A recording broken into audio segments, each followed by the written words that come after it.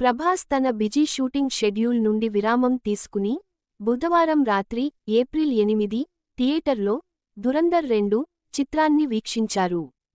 తన స్పిరిట్ దర్శకుడు సందీప్ రెడ్డి వంగాతో కలిసి అత్యాధునిక డాల్బీ సినిమా టెక్నాలజీతో కూడిన అల్లు సినిమాస్ను ఆయన సందర్శించారు.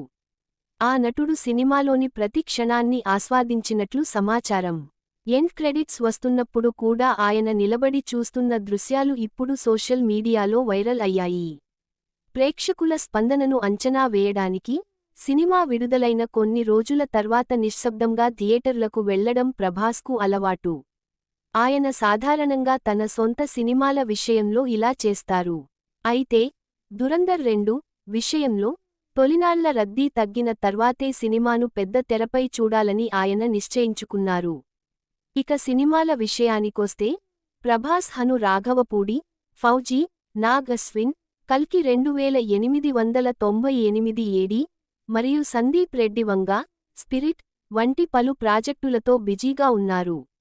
వంగా ఈ సినిమాలో ప్రభాస్ను మరింత గాఢమైన పాత్రలో ప్రదర్శించి ఆయన అత్యుత్తమ నటనలలో ఒకదాన్ని వెలికితీస్తారని భావిస్తున్నారు.